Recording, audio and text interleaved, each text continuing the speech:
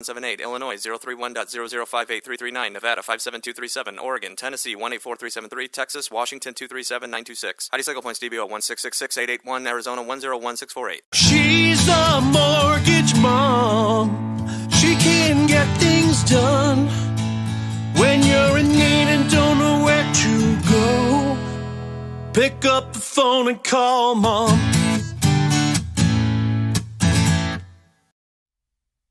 All right, well, welcome to Mortgage Mom Radio. I'm Debbie Marcoux, and I have Miss Heidi Schlegel Points with me. How you doing today, Heidi? I'm good. How are you? I am fantastic. So this is Mortgage Mom Radio. If you've never listened before, you've never joined us on a live session on Wednesdays, what do? Well, we bring you all of the education and information that you need about all things real estate. So whether you're purchasing a home, not buying, of course, that's a purchase, refinancing a home, if you're trying to pull out cash, if you're buying your second property, your first investment, maybe you don't have the income to qualify for a full income documentation because you're self-employed. So we talk about bank statement loans. We've got all of the nitty-gritty information that you need about real estate. If you guys want to, you can go back and you can watch all of the shows that we've done. We've been doing this live now since the beginning of 2020 when I twisted Heidi's arm and I said, hey, guess what? Instead of doing this at the studio behind the camera on radio, no camera involved, we are going live on YouTube. And so you've got we're almost at the end of 2021. Can you believe it? No. It's Nope. crazy. It is crazy. Yeah, I've already been texting my nieces and nephews, what do you want for Christmas? And they're like, huh? I'm like, look, I'm getting ahead of it. Let's go. Right? Exactly. So we have almost 2 years of episodes that we have done live on Wednesdays. And if you'd like to see us do the show live on Wednesday, all you got to do is subscribe to our YouTube channel. So if you type in Mortgage Mom Radio, you will find us. If you want a link once a week to know that we do go live, you don't want to count on YouTube to make sure that they let you know. All you need to do is send a text message. So you're going to send the text. It's the word MOM, M-O-M, to 844-935-3634. Heidi, what's that spell? Spells 844 We Lend for You, WELEND, and the number 4. That's right. So if you text the word MOM to that phone number, you will get a link once a week to let you know that we have gone live. We do not bother you to let you know anything else. We are not spamming you and sending you, there's nothing to buy for Mortgage Mom Radio. There is no specials to be had. There's no 30% off the next house that you want to buy down the corner. So it is literally a text message once a week to let you know that we went live. And if you would like to get our phone app, you will also get the link to that if you text MOM to 844 We Lend for You. That's WELEND and the number 4. So if you like podcast, if podcast is your thing, you can go back and you can listen to all of the episodes that we have done over the last almost 5 years. We started in July of 2016. So that is how long that this show has been running. And almost all of those episodes are on podcast as well. So however you like to listen, you can find us YouTube, podcast, or by radio over the weekend on Saturday and Sunday, depending on what market that you are in. But this is our catching up with mom time. So how you doing? I'm good. I'm good. Not much has changed. I don't know if I told you, but Christopher got a lizard. Oh, To add to my, little household of pets. Like it. All right. Yeah. Does the lizard have a name? I named him Chubbs. Chubbs. Okay. Yeah, we went back and forth, so I named him Chubbs. So I've been helping take care of him. Okay. And that's very interesting for me because one of my biggest fears in life are crickets. Oh, yes. Mm-hmm. And I found out I have to feed him live crickets. Yes, you do. You have to go to the pet store every now and then and pick up a bag of crickets live. Yep. And it turns out you have to now keep the crickets alive to feed them to, Oh, the so lizard. you don't just dump them all in there at one time? And No, just turns let them... out you can't do that. No. Okay. So now I've been through 3 different ways to keep the crickets alive. So, it's like buy this, doesn't work. Okay, buy but this, how buy many this. crickets does a lizard eat a day? So he's a baby. So right now he's at 12 crickets a day. Wow. So you dump 12 in? Yeah, I mean, the best I can. Yeah, it's not like I'm pulling them out and counting them, but yeah, I'm dumping in about 12 a day, and so I buy him once a week, And does he and so eat I the have to whole keep the cricket rest or of do them. you have to clean up the Oh, cricket? oh yeah, no, he just goes and that's it, done. Okay. All right. Yeah. All right. Um, but it's like, of course, I know nothing about this stuff, and I'm just trying to help out. And so he's got a nice little, he had the little tiny tank, and now he's got a huge tank, and he's got all the lights, and he's got, he's made him like a little palace. Yeah, But I think I'll stick to the dog food that comes by Amazon once a month and we dump it into yep, the dog food container and we scoop a couple of cups out. I did find out from my vet. So here, I always talk about this big horse of a dog that I have. And right, we always thought she was actually really very little. She's a Newfoundland and, her mom was about 135 pounds and her dad was like 100 and I think 60 or something like that. So we always thought she was kind of small on the skinny side. So we've right, been feeding her like 4 cups of food a day, and she's 6, so, approaching 7, right? So we were right. told yesterday that no, she's not underweight; she's obese.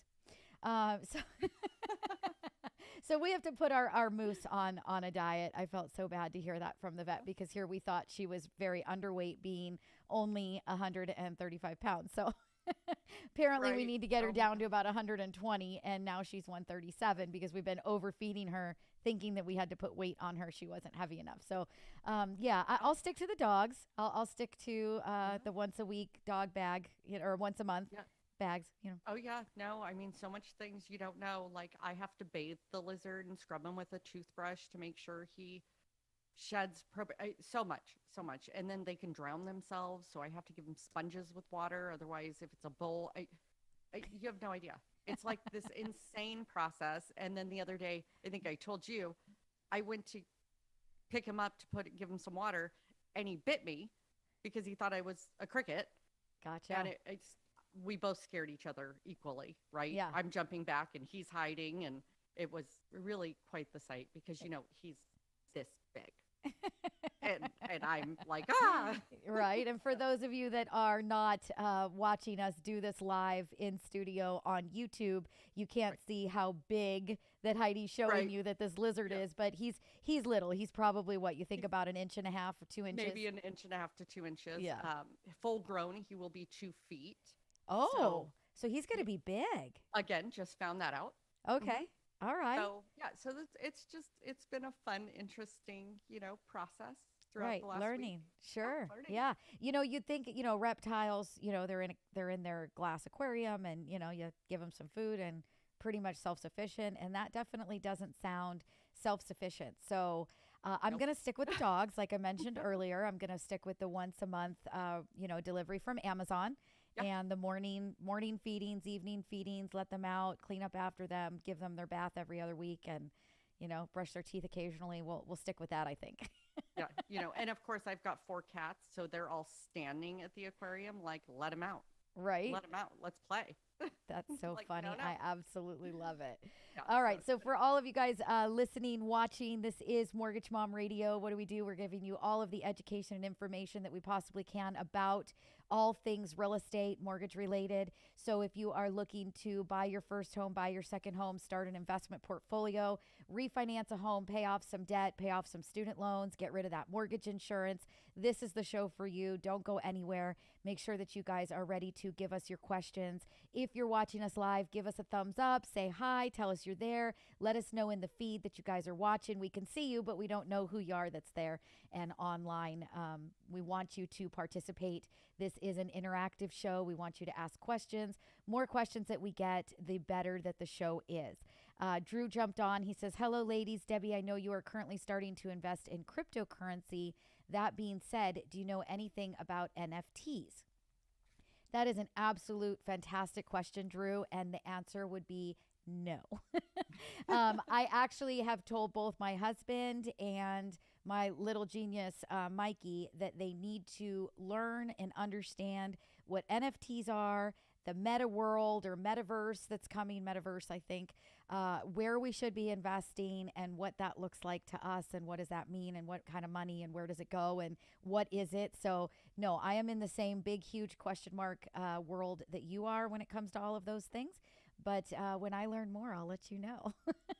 Let's see. And he says, and if you do, what can you say about it? And do you know anything about it relates to real estate? So, again, I don't know much about it. In my head, what I've understood about the metaverse is that it's going to be similar to the game Ready Player One, where everybody's going to wear these big vision glasses and you're going to be in sort of a 3D world and you're going to be able to have meetings. Let's say it's a company meeting. We all throw on our goggles, all in different locations. And now we are all sitting at a big table and having our conference as though we are in an actual conference room, but all 3D through goggles. That's what I understand. Maybe I totally misunderstand.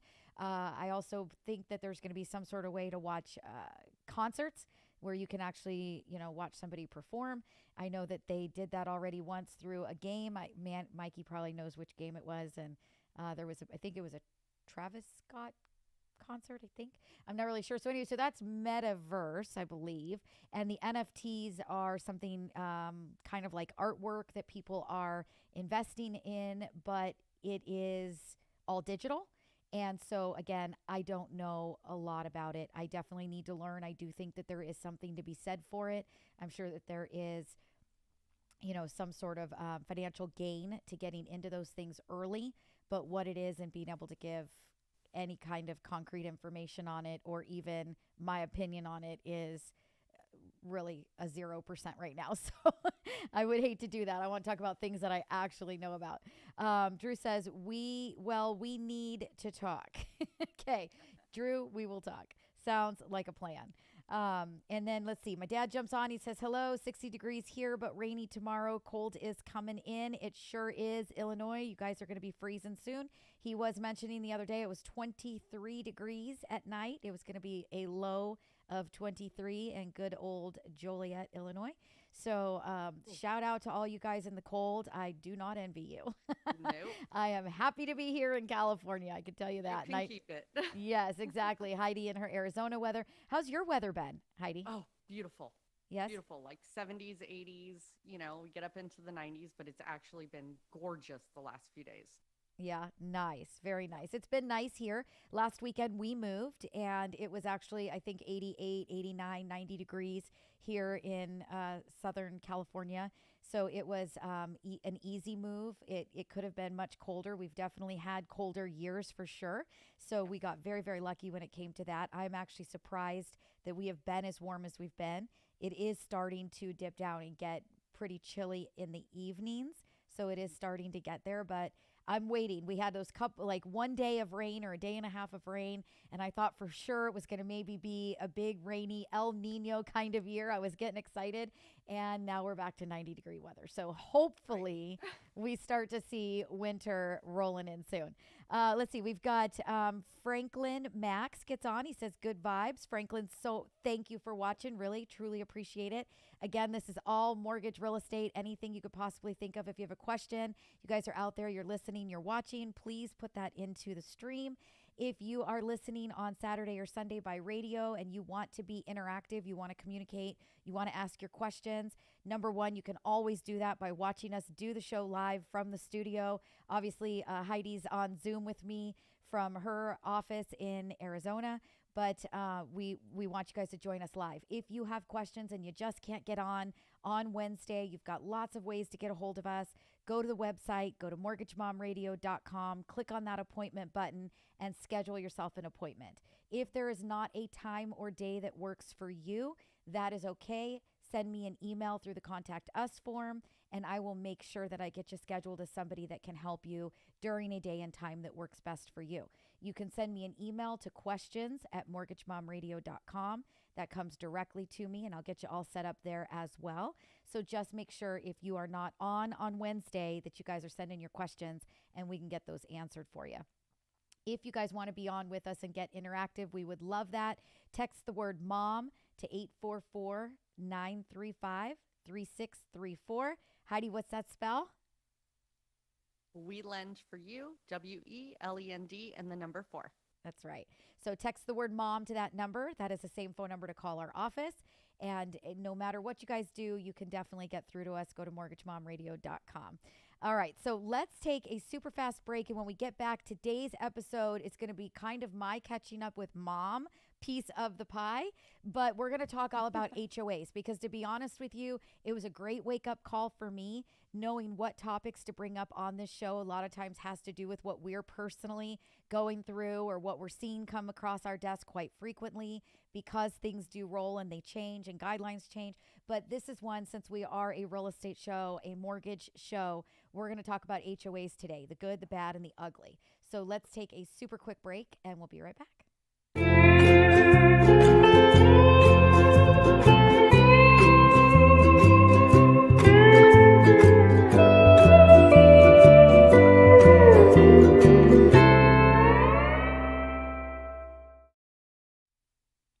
All right, so welcome back. Again, this is Mortgage Mom Radio. I'm Debbie Marcoux. I'm the Mortgage Mom, and we have Heidi Schlegelpoints on. She is my co-host and partner and the all-around everything for our team. She is absolutely amazing. So, Heidi, thank you for always doing this show with me. I know we gave you like a month off, but Yeah. count your blessings. It's not going to continue. Right. No, I enjoy doing the show. I know I always, give you challenges over it, but I do have fun on the show. I know you do. I know you do. So we do have a question. We are going to talk about HOAs when we are done with questions, but we had a question come in, so we'll go ahead and we'll take care of that first. And again, if you are listening on radio Saturday or Sunday, we do the show live on Wednesday. We take the sound and send it off to you guys to hear it on your radio station. If you want to be interactive, you want to ask questions, you want to be part of the show, you have to text the word mom to 844-935-3634. That's 844 We Lend for You. That's 844 WELEND and the number 4. So Dolores' question comes in. She says, "Hi all. Question. My primary home's mortgage does not show on my credit report. In fact, it never has. How will this impact my attempt to purchase a second home or an investment property?" So that's a great question, and I love that. There are only a couple of reasons why somebody's mortgage would not show on their credit report. One being that maybe there was a bankruptcy, and a lot of times the mortgage companies will stop reporting the mortgage at the point that you filed. That doesn't mean that Dolores has filed a bankruptcy. That's just one of the reasons why it wouldn't be on her credit report.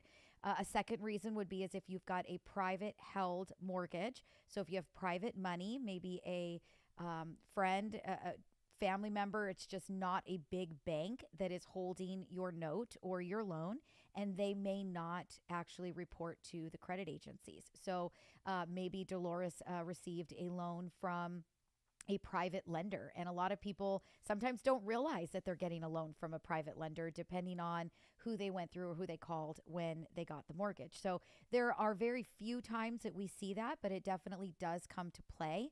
Sometimes you inherit a loan. So if someone, let's say that your parent passed away and the mortgage was in their name, and or maybe your spouse passed away and the mortgage was in their name, not yours, but you actually keep the home, many times the mortgage company will turn that mortgage over to you, but it's not actually reporting on the credit report. So depending on what the situation is, this does come up, and it's a great question. So I'm going to read it again, Heidi, and then I'm going to let you take it, and then we'll just kind of talk more about it. So hi all, question. My primary home's mortgage does not show on my credit report.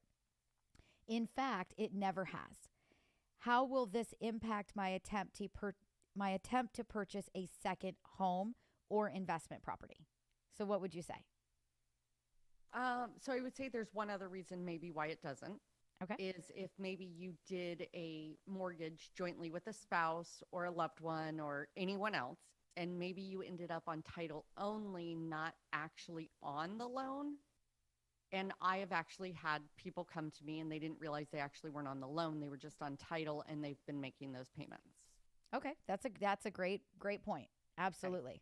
So what would you say to the impact to her on trying to get a second mortgage or an investment property? What would you say the mortgage not reporting to her credit report right now would be her impact? I know what I would say. I'm trying to see what you're going to say. So I guess it would depend on what your credit is, first of all, because we may or may not need that to report on your credit.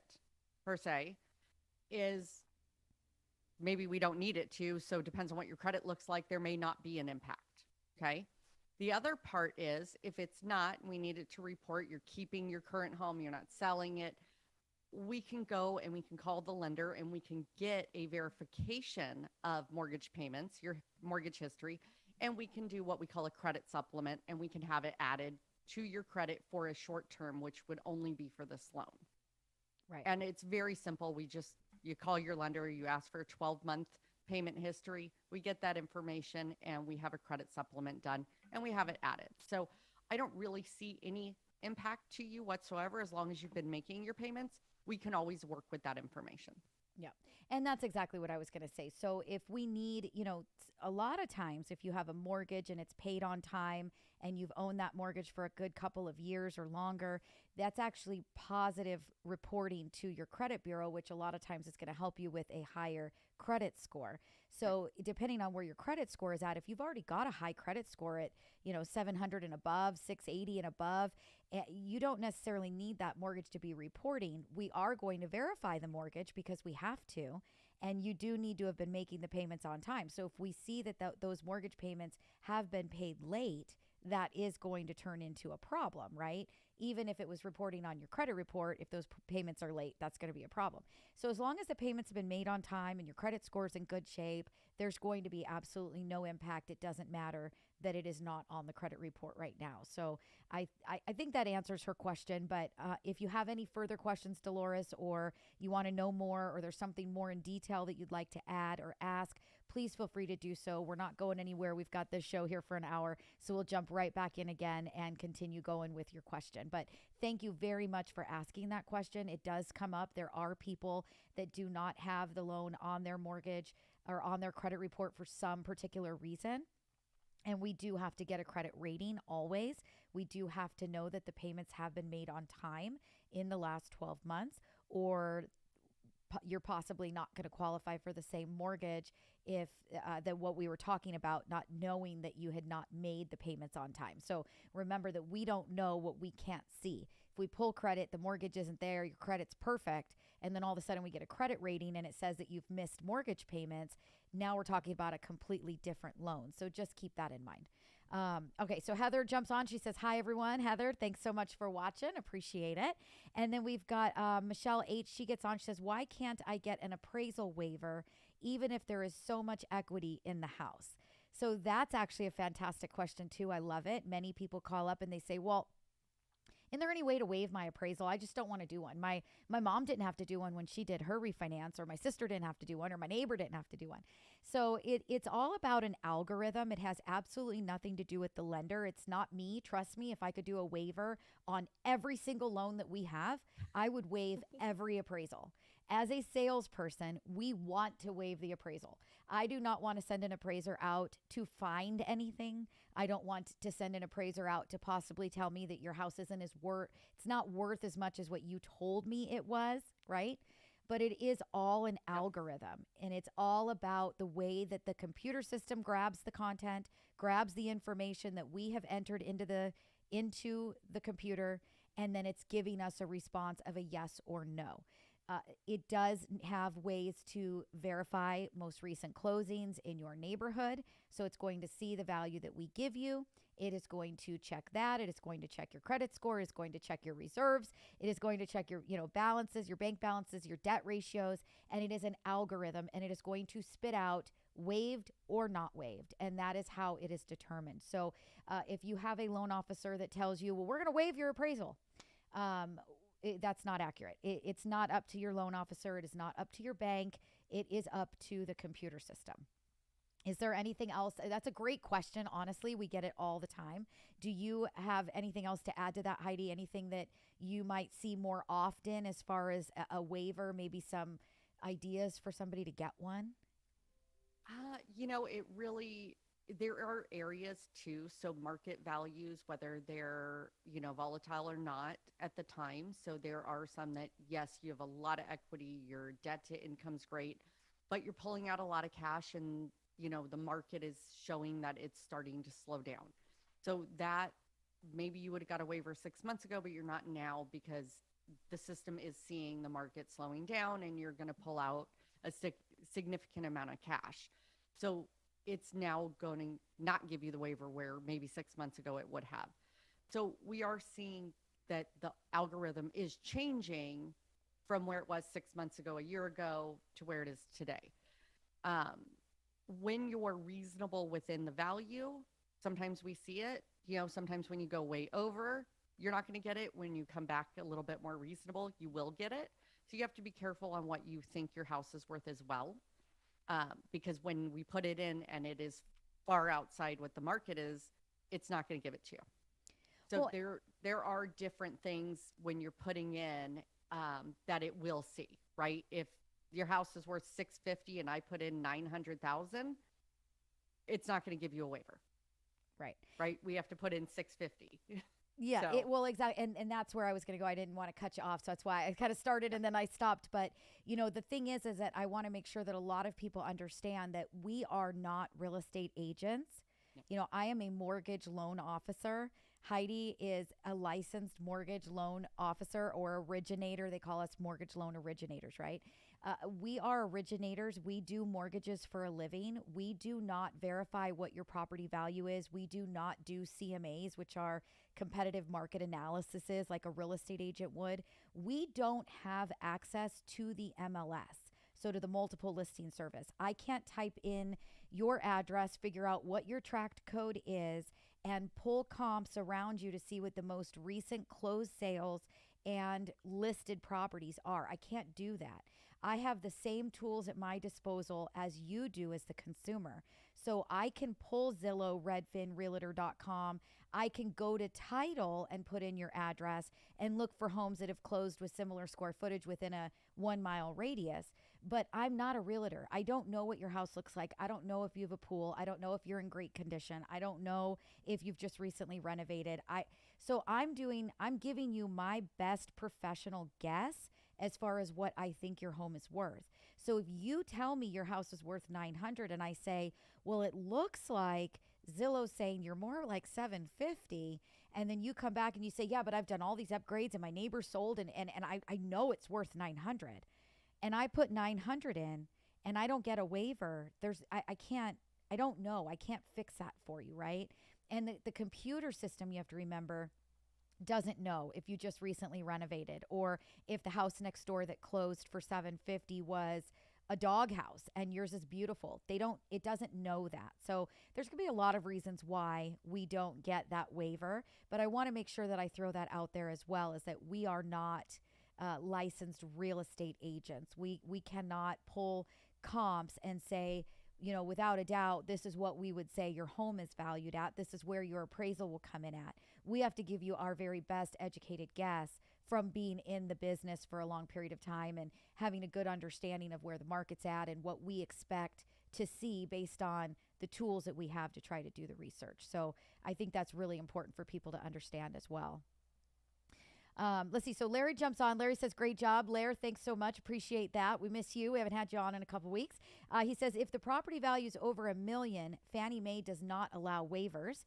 And Larry is right. So that is a good thing to know as well. Everybody listening, thanks for throwing that in there. Our mortgage dad, that is absolutely true. The other thing is, like you were talking about, Heidi, 99% of the time, I do not see that we get a waiver when someone is trying to do a cash out. And yes, 99% of the time, I do not see us get a waiver if you have bought your home within the last 12 months. So many times, if you've just recently bought your home, we won't see that waiver. Now, I'm not telling you that it never happens. I'm just saying this is what we see on average that will take place. Michelle jumps back in. She says, can you be on the loan as a co-signer and quit claim deed later? If so, are you still on the loan? So that's a great question. So this is, we're going to get to that in 1 second, Michelle, so don't go anywhere. Do you have anything left? Do you want to talk about with the waivers or any information like that? No, I think we covered it. Okay, very good. So let's take a super quick water break, and we'll come back and we'll start answering Michelle's questions.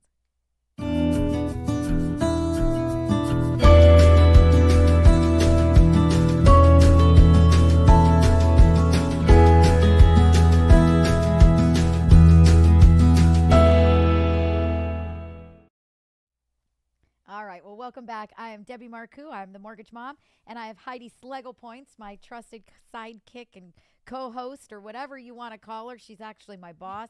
I think she might have at one point in time had CEO of Debbie Marcoux, and then Manny decided he was CEO of Debbie and Heidi, which was quite funny. But yes, we have got Heidi Schlegel Points on with us today. She is my number one know everything gal. Go to her when I get stumped. So if you guys have questions, start asking her. If you want to if you want to partake in the show, you want to be interactive, you want to ask questions like Michelle and Dolores and Druin have today, please follow along. Text the word mom to 844-935-3634. That's 844 we lend for you. That's WELEND and the number 4. Text the word mom to that number. You'll get a link once a week to click on when we do go live, and that way you can watch the show and interact. If you are watching on Saturday or Sunday and you have a question that you want to ask, you can't get us live because this is pre-recorded, but you can send me an email to questions@mortgagemomradio.com. You can also go to our website, mortgagemomradio.com, and you can click on the appointment button and you can set yourself up with an appointment to speak with one of our loan officers. If there is not a day and time that works for you, because there are opportunities there Monday through Sunday, we have it 7 days a week that you can schedule an appointment to talk.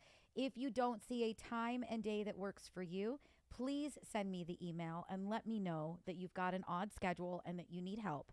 And I will make sure that we get somebody that is available to speak with you when you need it. So please don't hesitate. Don't be shy.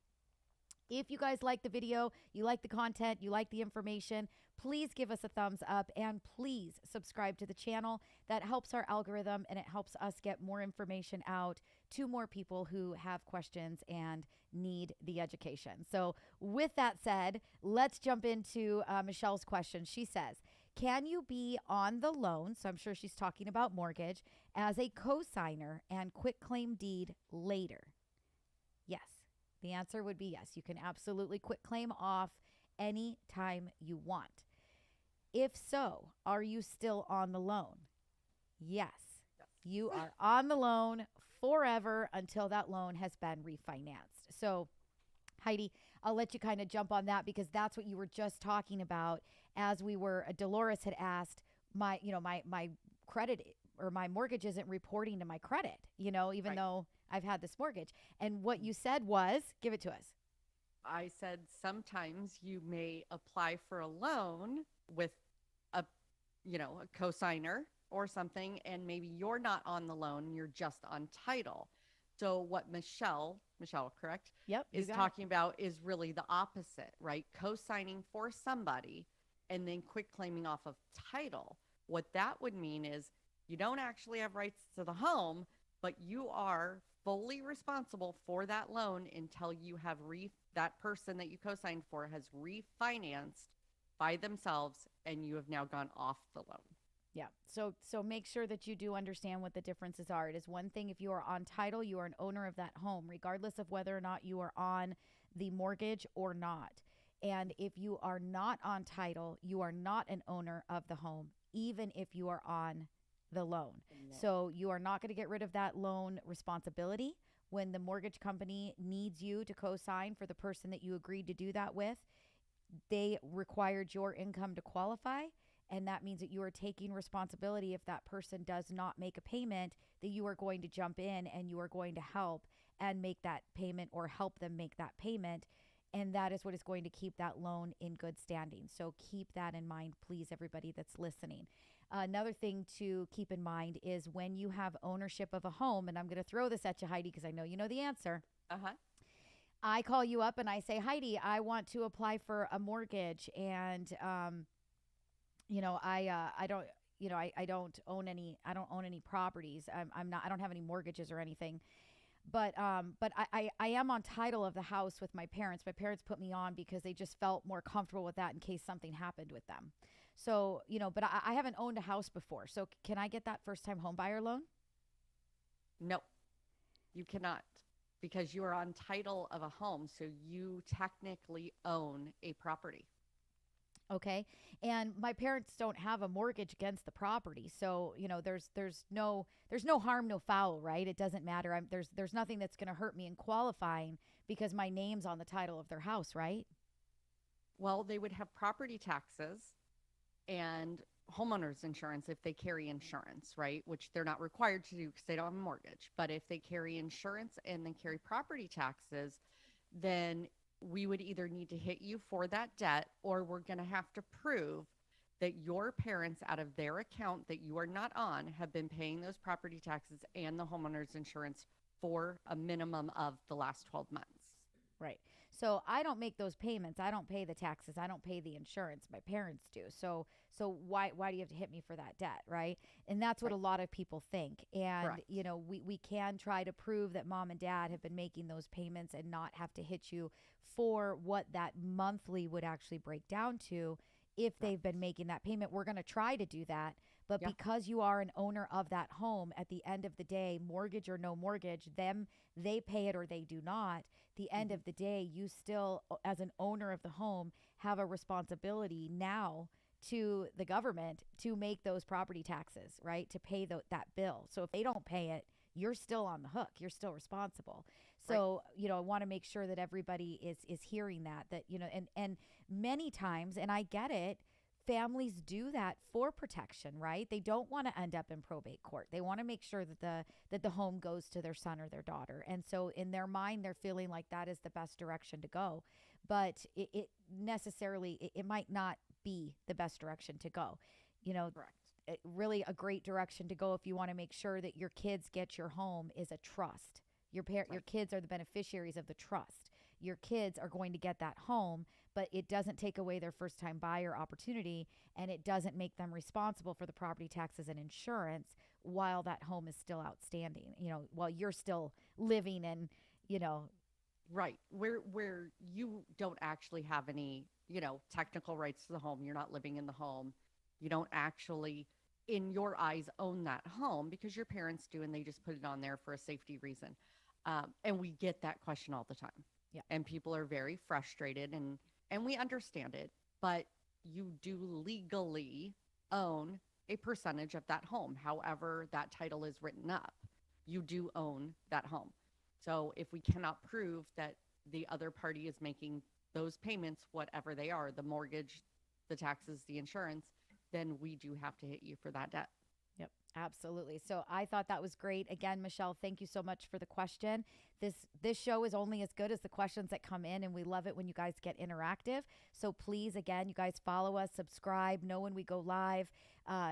Text the word MOM to 844-935-3634. That's 844 We Lend for You. Spell it for us, Heidi. WELEND and the number 4. Ah, she's so good at that. All right, so let's take a quick break, and then we are going to come back, and we're going to talk about Debbie's catching up with mom, the good, the bad, and the ugly about HOAs, AKA homeowners associations. So we'll be right back.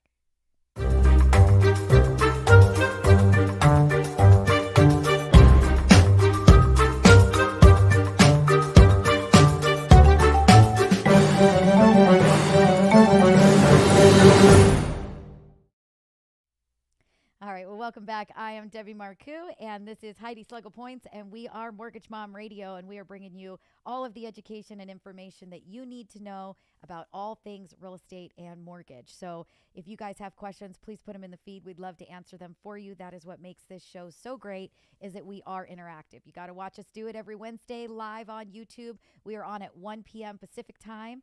And you guys will know that we go live when you get your text message once a week. So just text the word MOM to 844-935-3634. That's 844 We Lend for You. That's WELEND and the number 4. So what you just missed, Heidi, because I know you can't see it, I've got you stuck in front of the Zoom, but you missed our super, super duper cute turkey commercial that Mikey made for us. So cute. And it reminded me, so I have to say this, I have to throw it out there. Number 1, happy Thanksgiving to everybody next week. We are not on, we go dark on all of the holiday weeks, so we will not have a show next week. Next Wednesday, we are week? dark. Can you believe it? Next week. Thanksgiving's next week. Next Oh my week, right? Am I wrong? Somebody verify No, that. you're probably right. Right? It is. I'm pretty sure it's next week. So we are dark next week. Happy Thanksgiving to everybody. I know, isn't it crazy that I swear this month has gone so fast, like boom. I think it But was just the first. I know. I know. It's insane. So happy Thanksgiving to everybody. We hope you guys enjoy it. We will not be on next week. So I just wanted to make sure I threw that out there when I saw that super cute turkey commercial. And poor Mikey's got some more work ahead of him because now he needs to make us a holidays commercial. So Mikey, write that down. You got something to do. All right. So welcome back. Again, this is Mortgage Mom Radio. We want you guys to be interactive. If you like the show, you're watching us live, please give us a thumbs up on the video. We really appreciate that. It does help us with the algorithm. It helps us come up first in the feed. The more people that we get to watch the show, the better that we are. So it truly does help us. Please do that. All right. So here we go. HOAs. Wait, hold on. Before Yes. you get there, I Yeah. have a super, very important question. Yeah. How are you going to mail me bread? I know. Guess what? I'm not making bread this year. I know. Blasphemy. I know. This is actually the very first year in I don't even know how many. I'm going to guess 20 years that I have not been the person that hosted Thanksgiving. I will not even be with my normal Thanksgiving clan. I decided to take it off. We have had so much going on with selling the Wow. house, buying a house, just the move, now renovations. We're in a rental. I'm taking it off. I am absolutely taking it off, and we are not doing it. I am being bah humbug for my Thanksgiving normal celebration. So I did All promise right. everybody that I would do Christmas if I've moved in by then, which I am fingers crossed hoping for. But you know how renovations go, and Oh, yeah. so we're rewiring and the ceiling is open, and all of a sudden last night the question is, do you think you'll want to put surround sound in here? Because while I've got the ceiling open is really when I should be doing this, and I'm just want to wring the neck of the contractor, like, stop asking me questions, Right? right? But it makes sense, right? He doesn't want me to call him later after he's completely retextured the ceiling and painted it and say, oh, hey, could you throw some speakers up there? Right. right. So I get it. But so I'm hoping, I am hoping that we are going to make it by Christmas to be able to have the whole family over, and celebrate and do our family function. But this year, Christmas or Thanksgiving for me is off. So no bread. I'm not mailing you any. I'm not doing it. But Fine. I'll get it to you next year. I promise. Okay. I get you. right. Let's see. My dad says, why rewire? So there's no rewiring. It's adding wiring. So if we want the surround sound and we don't want wires running, we want them up in the ceiling and hidden and all that good stuff, then we need to wire for it. So no rewiring, Dad. No rewiring. All right. So let's get The on. HOAs. Yes, HOAs. And that's where you could say, well, I have a question. Why are we talking about HOAs? Right. So HOAs, right? The good, the bad, and the ugly. A lot of people come to us. How many times have you heard it, Heidi? And they say, you say, okay, so, I'm pre-qualifying you. I'm getting the numbers ready to go. And, do you think that you're going to be buying a home in an area with an HOA? And so HOA, again, for those that don't know, stands for a homeowners association. So if you live in an area with a homeowners association, there is a monthly fee typically that you'll pay. Sometimes we'll see them quarterly or annually. It depends on how many amenities that the HOA is offering. If you're in a condo or a townhome attached units, they're usually going to have a monthly homeowners association fee that is significantly higher than what you'd see in a single family home in an association. But maybe that single family home is guard gated, or it's, a gated community. So then those might be a little bit more expensive. So that is what the homeowners association is. That is what we're talking about right now. And what I want to talk about is not their fee, right? Everybody knows if they want to buy a house in an area that has an association, do they want to pay the fee? Do they not? Do they want access to the pools? Do they want access to the parks? Do they want access here in Valencia to the Paseo systems, right?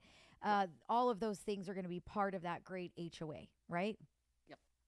But what is the good and the bad of the ugly? Why do people want to live in an HOA? Why do people not want to live in an HOA? And why do I want to talk about an HOA? Right. So, right. So I just recently bought a house. We lived in a home that had an HOA, no problem.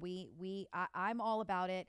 I prefer a homeowners association for reasons such as, I took a walk the other day, and a lot of times we'll take a walk in a different direction than the most preferred, because we are trying to keep our 5-year-old from seeing the park, because we want to get our exercise walk in, right?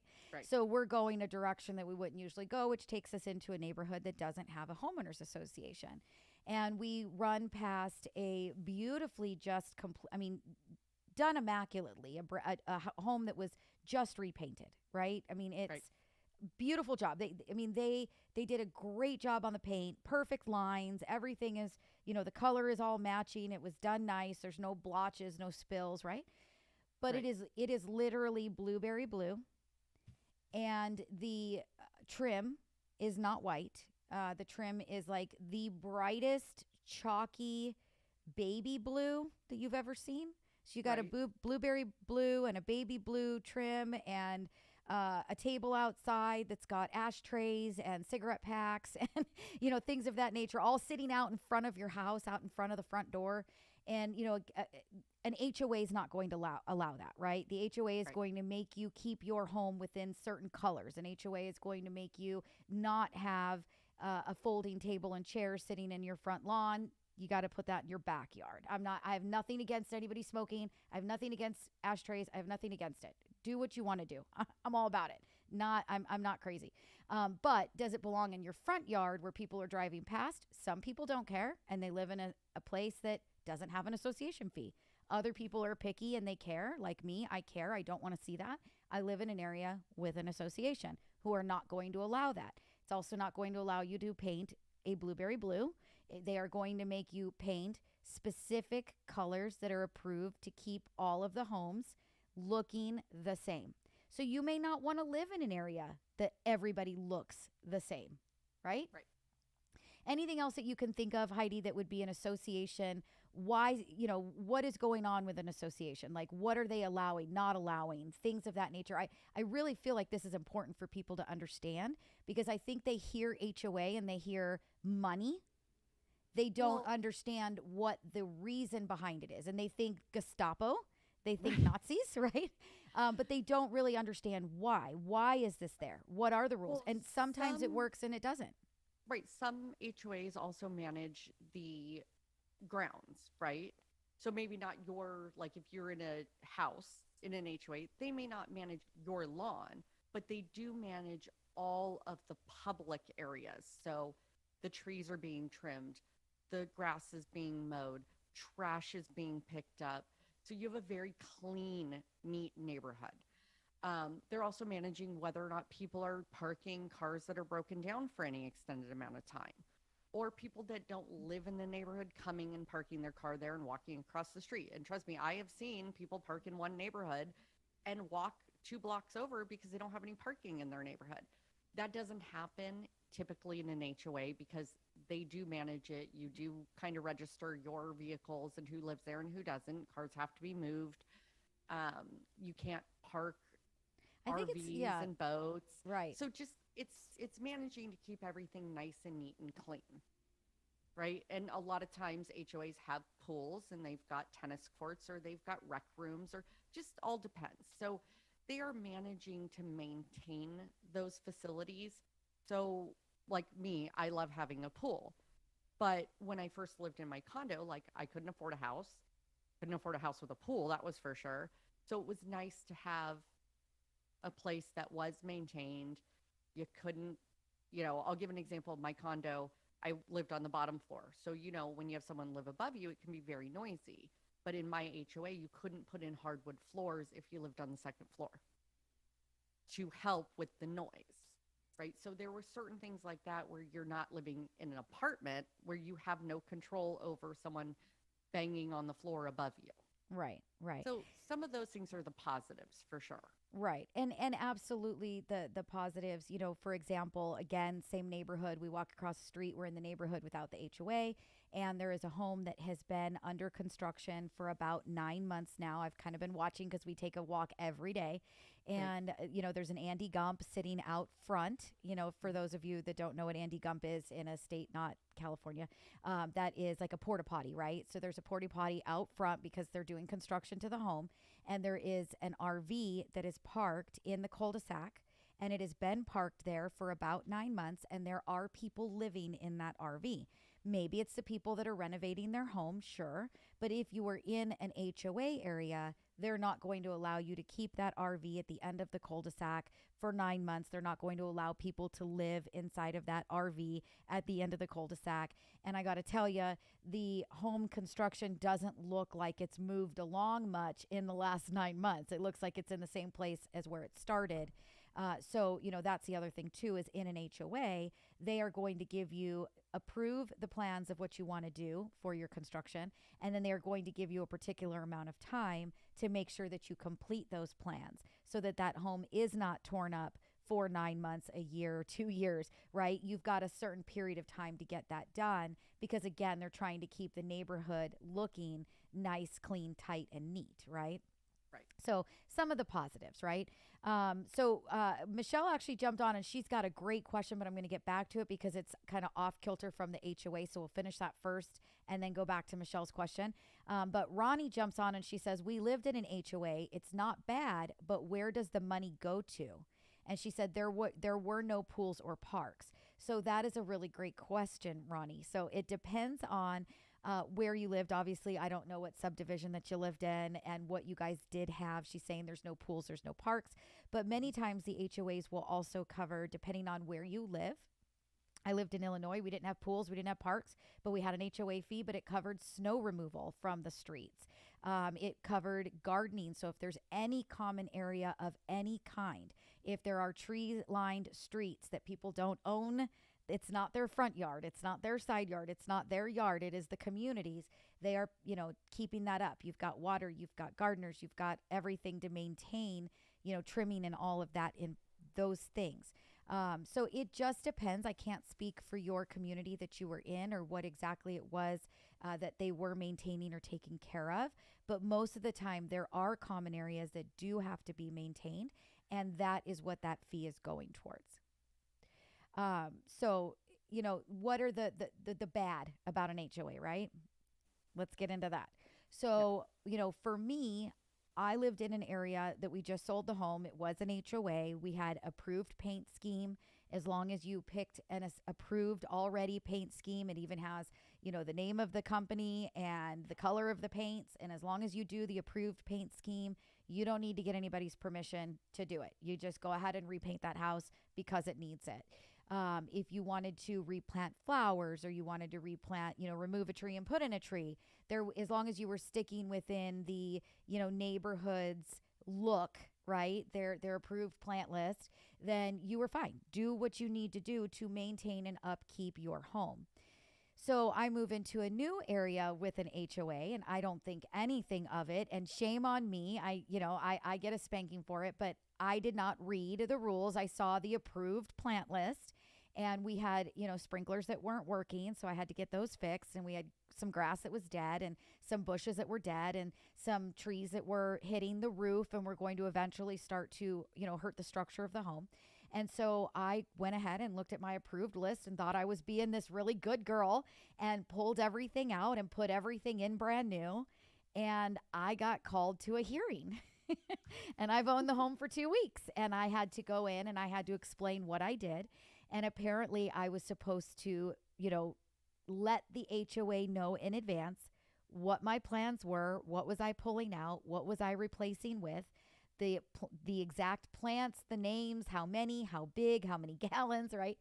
I would have never in a million years thought that I had to actually get permission to replace something exactly where something else already was, using the, list of here are the ones that are allowed, right?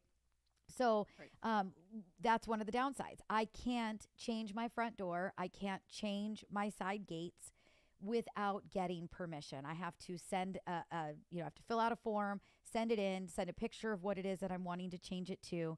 And I do have to wait for them to come back to me and say, yes, you have our approval to go ahead and do that. And then I'm going to have a particular amount of time that I have to get all of the repairs done within. So it's not something that can stretch over time. Once they say go, I have to get it done. So that would be, I would say, some of those downsides to living in that HOA. Do you have anything else that you'd throw into that, Heidi? I mean, that was obviously landscape, right? But Right. Yeah, I mean, for me, obviously, I don't live in an HOA. And I was very particular about finding a home not in an HOA. Part of that for me is, my husband loves to work in the garage, and you can't do that most of the time in an HOA. You can't have your garage open. You can't be working in your driveway. Can't change your doors. Can't change your color of your home unless it's approved.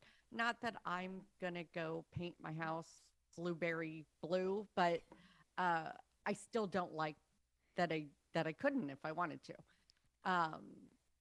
And so I think really just the front of your home is yours with permissions. Right. So, and then there's a lot of, my kid loves to skateboard. So with an HOA, there are a lot of restrictions of kids skateboarding out front or playing basketball or doing stuff that I think kids do. And there are a lot of rules and regulations about stuff like that. right. And it depends, right? So in Right. a It all condominium depends. complex, it's going to be a little bit more strict when it comes to skateboards and bicycles and things of that nature. Correct. In, the homeowners association that I just came out of was so kid park pool friendly that the kids could ride Correct. their bikes, they could ride their skateboards, they could be anywhere that they wanted to be. Nobody was going to stop them from doing those things. That wasn't going to be against Right. the rules. But they absolutely do not like it when your garage door is wide open and left open for days at a time, right? If No. you're in your garage and you're working in your garage and they see a body in the garage and the garage door is open, no big deal. But Right. you can't just leave the garage door open for a couple of days because you put something in there that was really big and you can't get the garage door to close. They're not going to allow that. You're going to end up getting a really, nice love letter for, please close I don't your know why garage door. people would do that to begin with, right? Right, But right. yeah, I just think it just depends on, and every HOA is different. So I'll tell you, like when we were looking at house out here, we found a couple that we just absolutely were in love with. And the cost of the HOA was not a problem. HOAs out here are very, very minimal payments. But as I was reading through the HOAs, some were like, okay, we could probably deal with that. No big deal. And then others, I was like, no way. Like we would get in so much trouble all the time. Right. You know? Yeah, and they are all very different. And so Yeah. it is just very important for people to understand what HOAs are, what do they do? And like Heidi said, the biggest thing is that every single HOA is different. So again, here I am, the mortgage mom. I think that I know everything. And I assume that if I want to replant the front yard, make it better, fix the sprinklers, make the home look better than it did before, and I stick to the approved plant list from my HOA documents, that I'm fine. Well, I didn't read the fine print that said any change, landscape or hardscape, must be approved by the HOA prior to. So every single HOA is going to be different. If you're thinking that you like that idea of an HOA and you want to live in an HOA, you will get your HOA documents. Read them to make sure that you are comfortable and you know what you're going into. They can restrict different kinds of dogs, dog size, dog breeds. They can restrict different kinds of animals. No, you can't have goats at your house, and I'm not saying that maybe a goat is an approved one. I don't know. But just make sure that you are reading and that you understand so that you don't end up being called to a hearing like I was. Right. Which, at the end of the day, they understood. I didn't do it on purpose. I was trying to follow the rules. They were very understanding, but that could have gone a lot differently had I not done that. I didn't read, I didn't necessarily read enough. I didn't necessarily understand it completely, but I had at least enough education to know that I needed to make sure that I was putting in the right, Right, plant the life, right right? landscape. Yes, Yeah. exactly. So we did have Michelle jump on. She said, my HOA has no pools, no tennis courts, nothing. All our owners hire their own gardeners.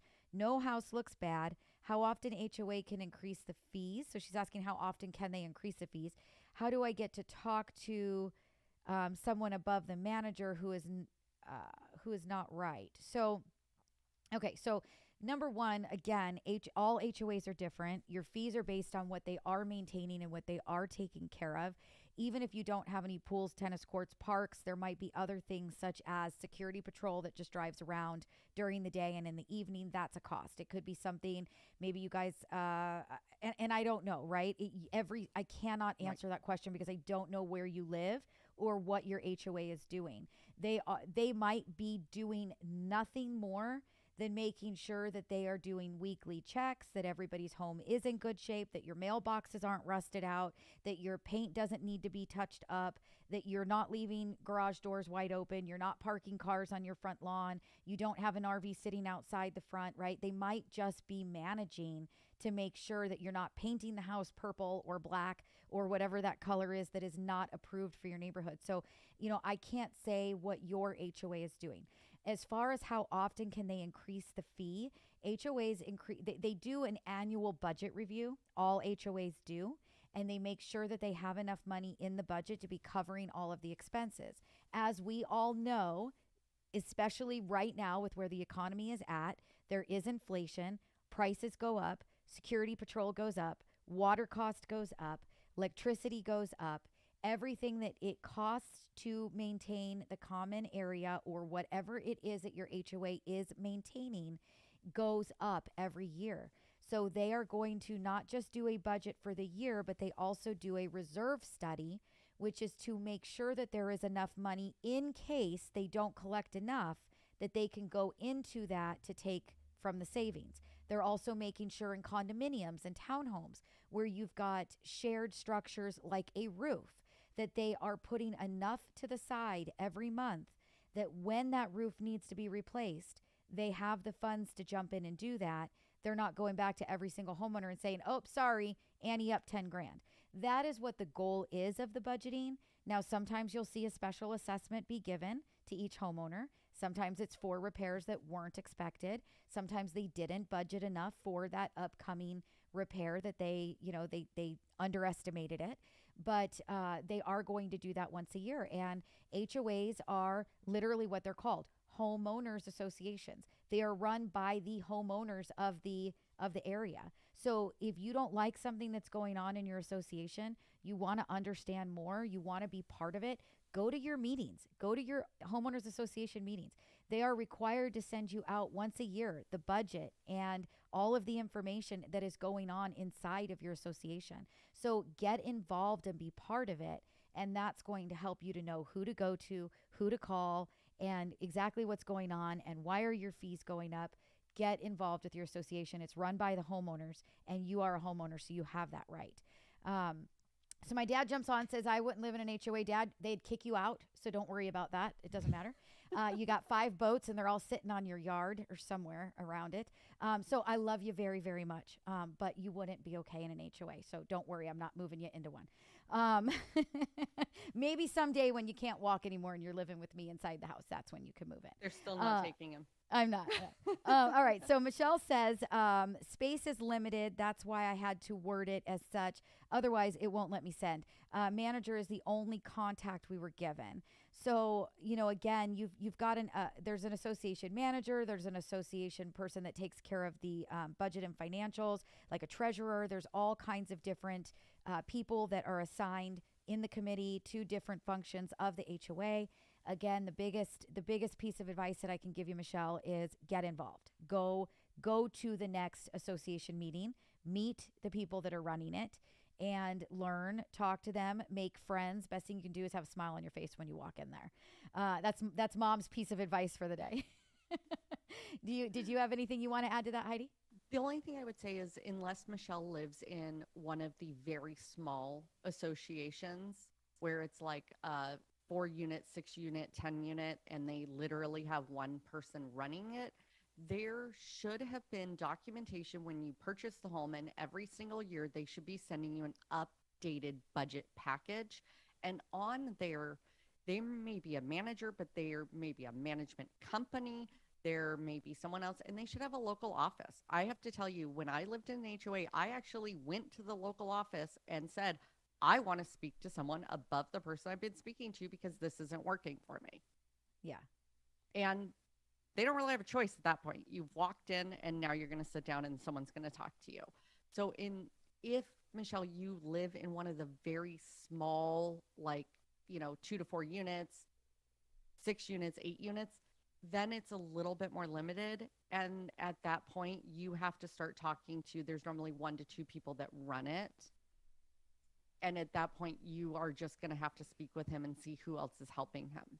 Yeah. And tell him you need your CC&Rs, you need your budget documents, because they're still required to have those. Right. Absolutely. So, short story is the mortgage mom got in trouble with the HOA. Don't let yourself get in trouble as well. HOAs are great. I love them. Heidi doesn't like them. She hates them. She doesn't live in one. I do. I don't want somebody living out of their motorhome for 9 months at the end of my cul-de-sac. Heidi doesn't care if that happens. Totally kidding. Heidi wants to. Oh, I do. That's why I said totally kidding. Heidi wants to paint her house blueberry blue, or doesn't care if her neighbor wants to do that. I do. So it's all about you. Neither one is bad or better or good or worse. It is truly opinion. That is why there are homes with HOAs. There are homes without. It is where you want to live. It is your own personal preference. But don't get in trouble for doing something wrong. If you want to live in an HOA, read it. You are given those HOA documents when you are buying the home. Take the time, even though they're like 400 pages long, and read them. You may find something in there that just does not work for you and your family. Maybe there's a limit to how many cars can be parked in front of your home on the street. Maybe there is a limit to the weight.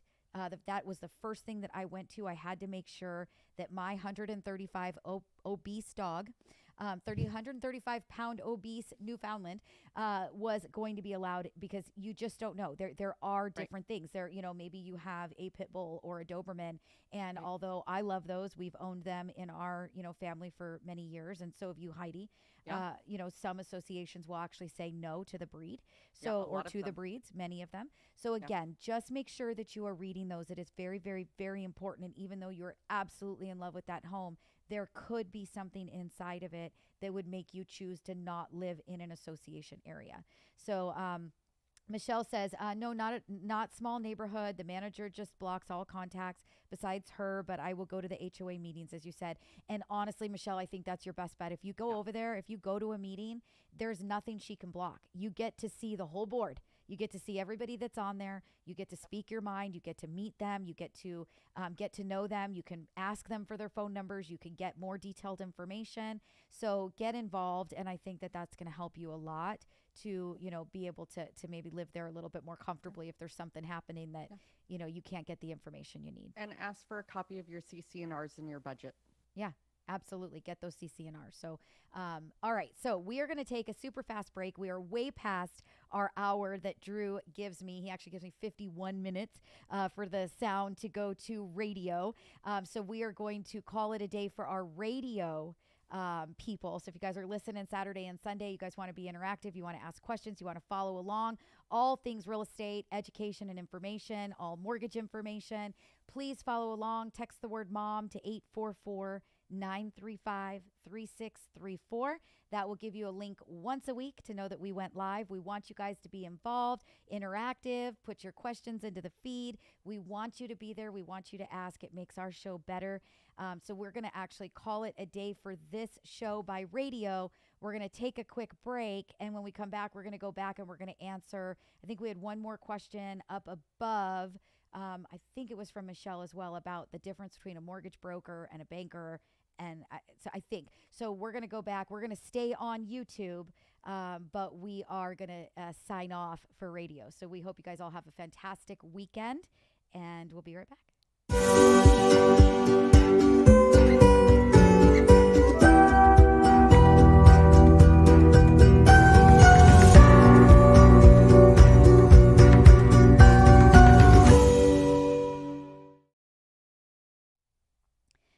So welcome back. Again, I am Debbie Marcoux. I'm the mortgage mom. I've got Heidi Schlegelpoints, my better half, on with me, and she is here helping you guys answer all these amazing questions. Again, if you guys like the video, please give us a thumbs up. Please subscribe to the channel. We need subscribers. Please turn on your notification bell to know when we go live. Text the word MOM to 844-935-3634. You want to talk to my team. You want to talk with us. You want to ask us questions. Book yourself an appointment. You can do that right on the website, mortgagemomradio.com. Our phone app is awesome. If you text MOM to that number, you will get a link to also download the phone app. It gives you all the tools that you could need, from contacting us, watching YouTube, listening to podcasts, applying for your loan, running in payment calculators. Anything you could possibly need is on this phone app, so it's pretty cool. So text the word MOM to 844-935-3634, and Heidi's going to spell it for you. We lend for you, WELEND, and the number 4. All right. So we're going to quickly get to Michelle's last question, and then we'll call it a day. And then again, we are off next Thursday. We are not on, next Wednesday. So we are not on Wednesday, since Thursday is the Thanksgiving holiday. We will be dark next week, so you guys will not see us until the weekend or the week after. But here we go. Here's her question. She says, bank mortgager is not the same as a mortgage broker. And she's asking the question, if banks are the lenders, why do we want to go with mortgage brokers if we can find the same good deals directly with the bank? I know mortgage brokers can shop from more sources. So that is a great question. I actually just had a consultation yesterday where somebody asked me, what is the difference between a credit union or going to the bank or going with a mortgage broker? And what they didn't understand is that there's also a difference between a mortgage broker and a mortgage banker, right? Right. So there are differences. So I'm going to give a quick I'm going to talk a little bit about bank and credit union. Then Heidi's going to talk a little bit about mortgage broker, and then we're going to talk about mortgage banker.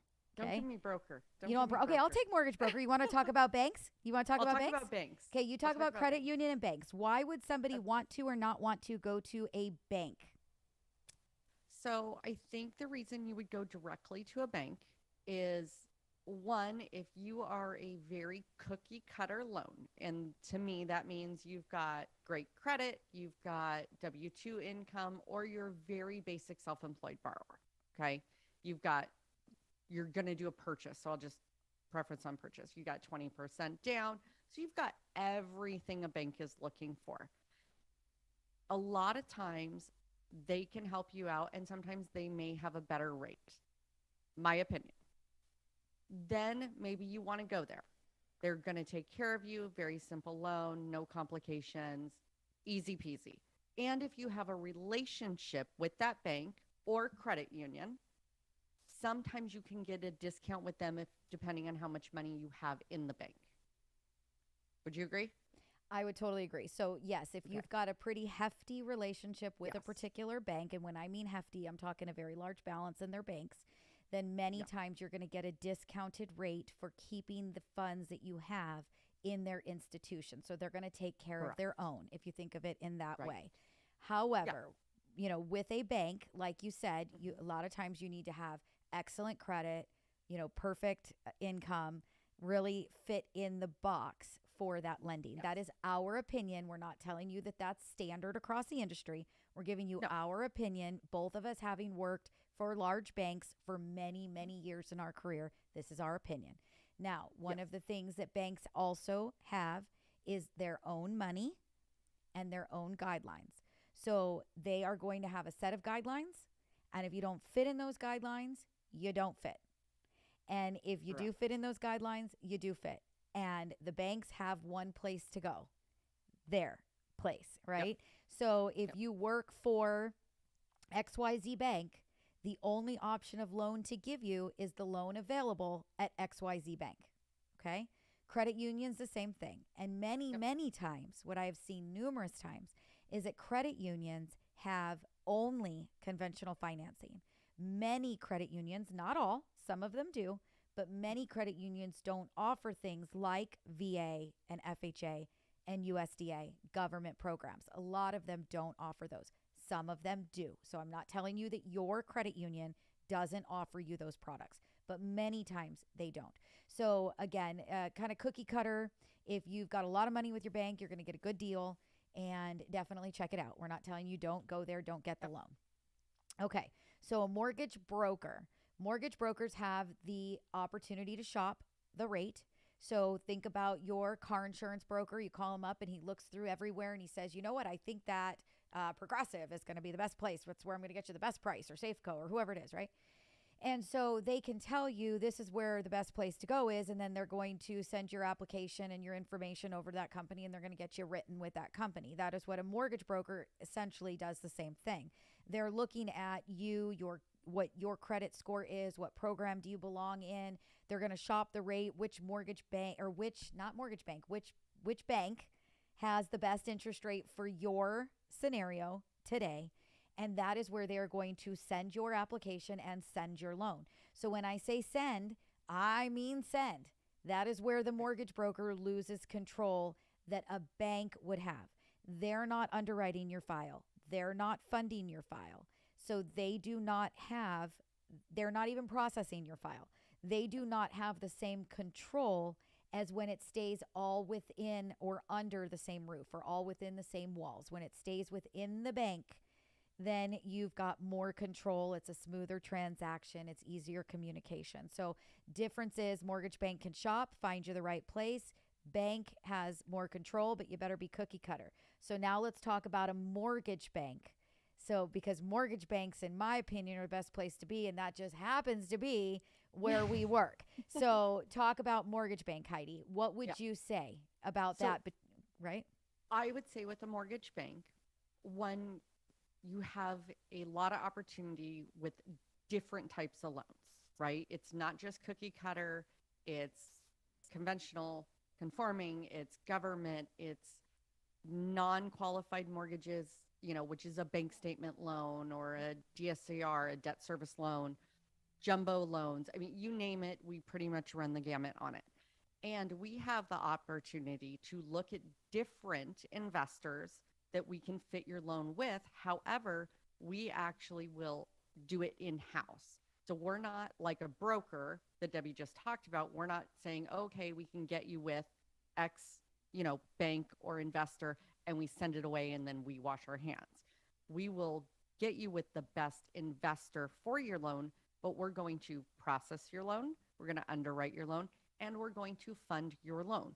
So as far as you're concerned, it doesn't really matter which investor is going to buy that loan or, support that loan, because you are still with us as your mortgage banker. Right. Versus the difference of a broker. Yep. So when we pull rates with your scenario, your credit score, your debt ratio, your loan balance, and we pull up the interest rates, we see a list that's about 10 long, and we can choose which bank is going to work for your file, or if you're cookie cutter, which bank has the best interest rate that day. And that's who we're going to lock your interest rate with. We are going to underwrite your loan so we lose no control. We are going to fund your loan so that we lose no control. And we already know in advance who you're going to be making your payments to. So the difference between mortgage bank and bank is if you go apply with XYZ Bank, you are going to have your mortgage with XYZ Bank. That's who you will make your payment to. A lot of people feel that that's very important. For us, if we are locking your rate with XYZ Bank, we can tell you you're going to make your payment to XYZ Bank. That is the majority of the time. Sometimes can that change? Sure, it can. But we are not losing control. We have the ability to shop just like a mortgage broker, but we also have the ability to approve and fund and close your loan. So we're getting things done quickly. We're getting things done efficiently. We're choosing the best loan product, mortgage company for you. And we're getting things done that by having the spread, like Heidi mentioned, of product to go to, we're making sure that we're getting more people into the loans that they need. So having the bank statement option and the debt service option for the investors and the FHA and USDA and VA and conventional and jumbo, we have all those opportunities to select which one is going to work best for you. So I personally like what we do. I like the mortgage banking side. I feel that it is the best side. Everybody can argue different reasons on both sides of the game, but She asked the question and she got a very detailed response. So I think that Yes. was good. All right, Mikey. So scroll down for me. It looks like we have a new message there. And then we're going to actually cut the show and say goodbye for the day.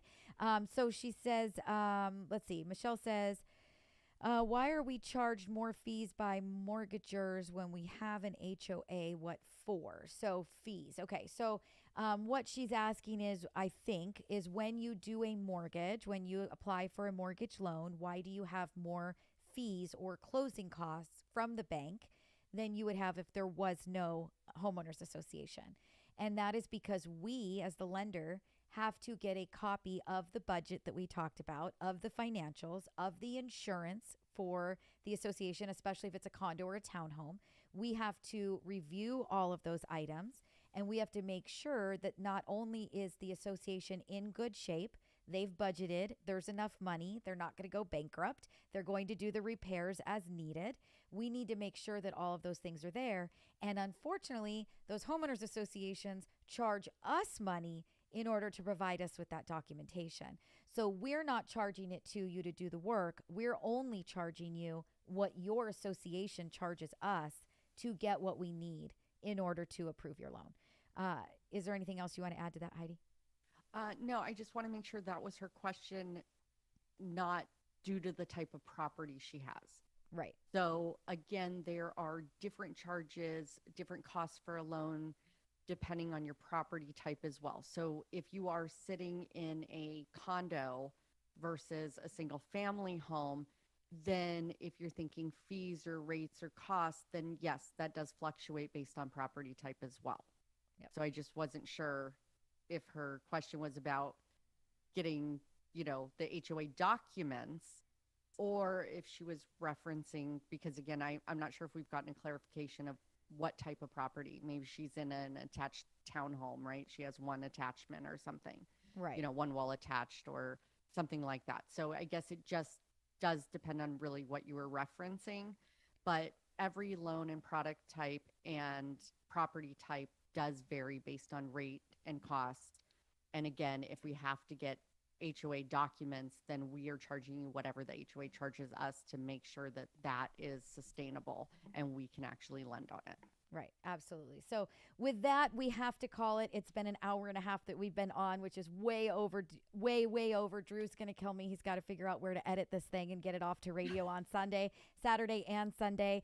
Thank you so much for everybody for watching. If we didn't answer a question that came up, Michelle, I think you had a couple more. I'm so sorry. Don't mean to do that to you, but you're more than welcome to email me at questions@mortgagemomradio.com, and I'd be more than happy to pick up this conversation. That goes for anybody at all that is watching. I'm very, very open, happy to answer questions. I love email. It's super simple to get you guys what you need. So please feel free to do that. Reach out anytime. Again, we're off next week for the holiday. We are dark. We will be back the week after that.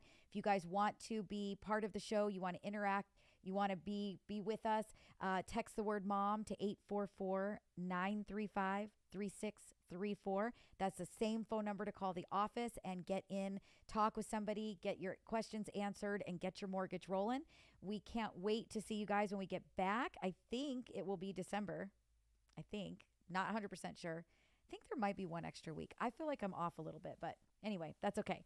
We hope you guys have a good one. Heidi, thank you so much for being on again, and we'll see you guys Always. real soon. All right. Talk to you Happy later. Thanksgiving. Bye-bye. Bye. Debbie Marcoux is licensed by the Department of Business Oversight under the California Residential Mortgage Lender Act, NMLS ID 237926. Also licensed in Arizona 0941504, Florida 76508, Georgia 69178, Illinois 031.0058339, Nevada 57237, Oregon, Tennessee 184373, Texas, Washington 237926. Heidi Cycle Points DBO 1666881, Arizona 101648. She's a mortgage mom.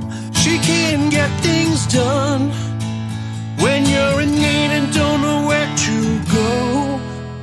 Pick up the phone and call Mom.